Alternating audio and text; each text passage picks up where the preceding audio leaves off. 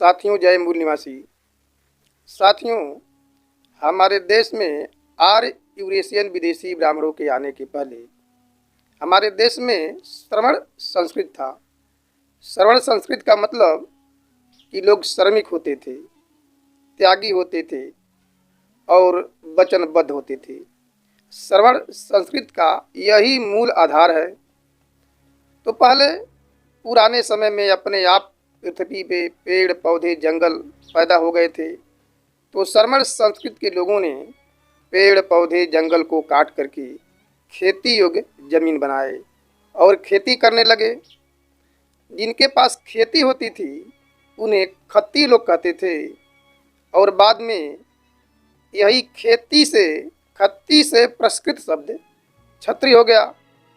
तो मूल निवासी बहुजन समाज के लोग जो बड़े बड़े राजा थे मूल निवासियों में, वे लोग क्षत्रिय राजा थे। क्षत्रिय शब्द खत्ती से बना हुआ है। और इन क्षत्रिय राजाओं को कैसे ब्राह्मणों ने छल कपट से हराया और उनके जल जंगल जमीन खेती को छीना। खुद ब्राह्मण ही एक खिस्सा कहानी कहता है, अपने धर्म पुस्तकों में लिख करके रखा है कि सतयुग में राजा बलि को विष्णु ने छल कपट करके उनका राज को छीन लिया था, हड़प लिया था। ब्राह्मण खुद लिखा है कि 3 फुट का विष्णु ने बलि से आकाश पाताल मृत लोक ले लिया। लेकिन ये उनकी मनगढ़ंत कहानियां है, सच्चाई तो कुछ और है। राजा बलि राजा विरोचन के, प्रतापी राजा विरोचन के पुत्र थे, जो हरदोई जिला के राजा थे। तो उनको राजा विरोचन ने इंद्र को हरा दिया था और हरा करके भगा दिया था। भगाने के बाद जितने भी ब्राह्मण थे सभी ब्राह्मण गुस्से में आ गए और बदला लेना चाहते थे कि इसका बदला लिया जाएगा। तो सभी ब्राह्मणों ने सोचा कि इसको हराने के लिए साम दाम दंड भेद का सहारा लिया जाएगा और उसके द्वारा इसको पराजित किया जाएगा। और ब्राह्मणों का नीति है कि साम दाम दंड भेद का सहारा लेकर के किसी के साथ छल कपट करते हैं, धोखा से हराते हैं, धोखे से मार भी देते हैं। तो क्या हुआ कि जब राजा दरबार लगाते थे तो विष्णु जा कर के वहाँ एक दिन राज दरबार में बैठ गया। क्योंकि श्रवण संस्कृति में पूर्णिमा का बहुत महत्व होता था और पूर्णमासी के दिन राजा अपना राज दरबार लगाते थे, जनता दरबार लगाते थे और अपनी समस्या का लोगों की समस्याओं को सुनते थे और सुनने के बाद उनके समस्याओं का समाधान भी करते थे। तो सावन का पूर्णिमा था और राज दरबार लगा था। तो जब राज दरबार लगा था तो उसमें छिप के बैठा था विष्णु।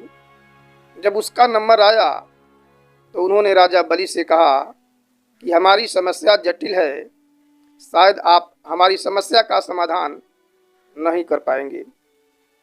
तो राजा बोले कि समस्या बताओ क्या है, समाधान जरूर करूंगा, कोशिश करूंगा कि आपकी समस्या का समाधान हो जाए।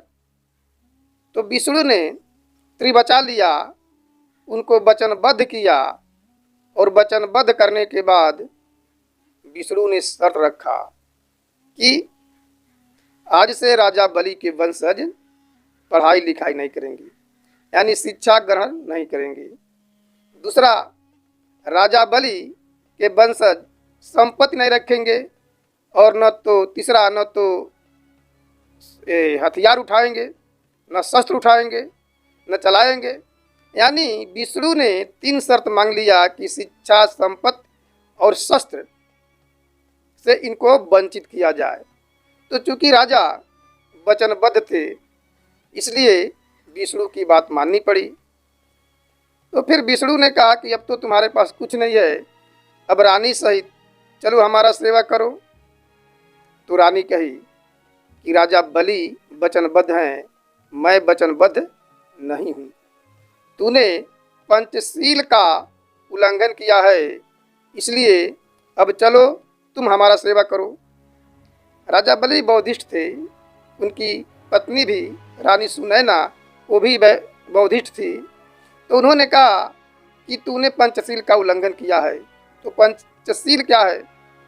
पंचशील बौद्ध धर्म का दीक्षा लेते समय बताया जाता है, दीक्षित करते समय बताया जाता है कि पाणातिपाता बेरमणि सिक्खापदम समादियामी, यानी मैं पाप नहीं करूँगा।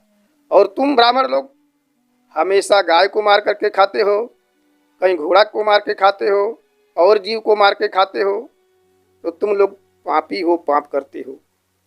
ये बौद्ध धर्म में, हमारे धर्म में ऐसा नहीं कहा गया है।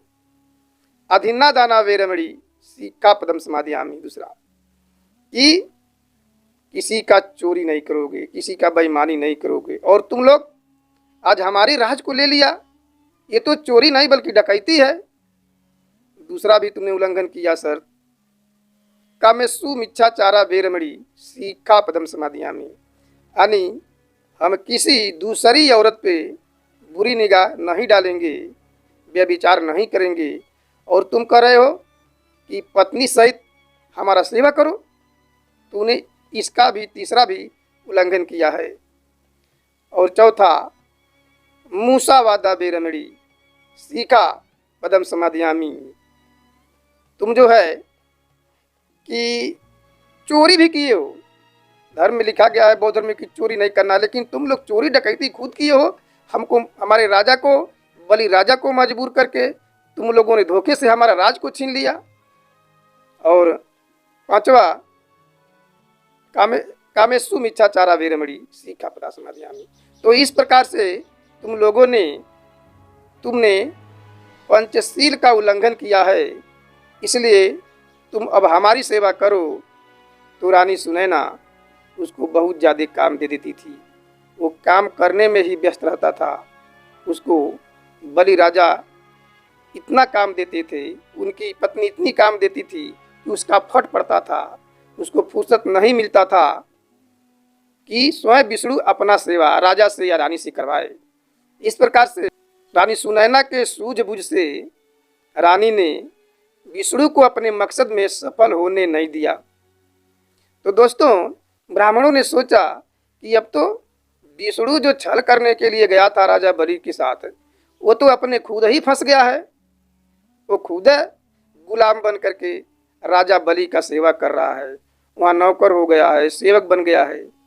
तो हम लोग तो अब उससे लड़ाई करके जीत नहीं सकते।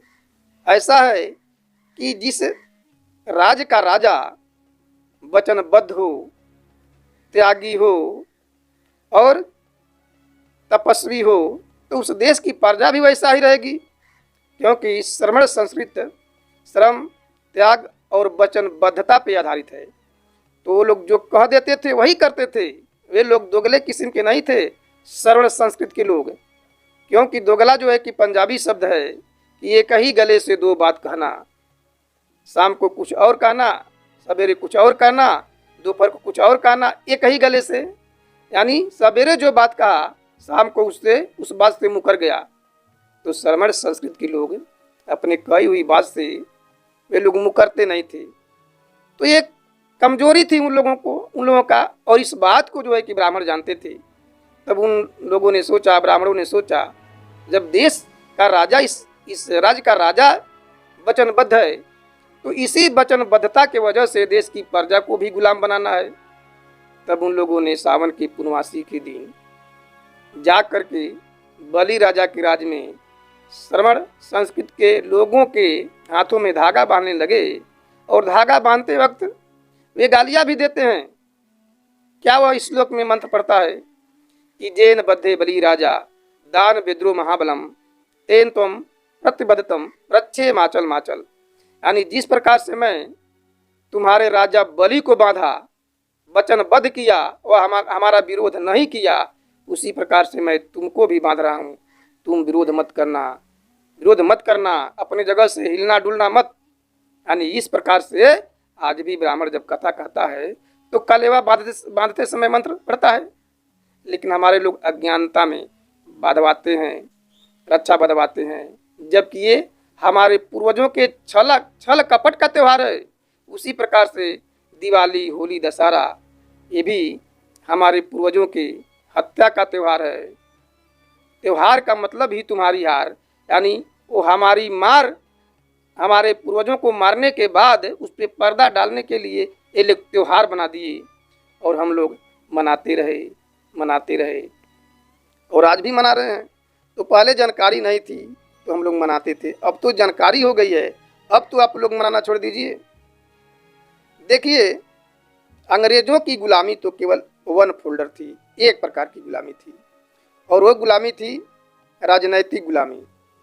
लेकिन ब्राह्मणों की गुलामी मल्टी फोल्डर है, कई प्रकार की गुलामी है, सामाजिक, आर्थिक, राजनैतिक, धार्मिक, शैक्षणिक।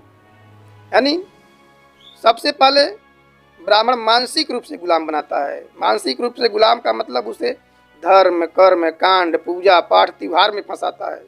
तो जो अगर मानसिक रूप से गुलाम है तो शारीरिक रूप से भी गुलाम हो जाता है, सामाजिक रूप से गुलाम होता है, आर्थिक रूप से भी गुलाम हो जाता है। अर्थव्यवस्था का अपने पैसा कौड़ी का तीज त्योहार फालतू में खर्च करता है।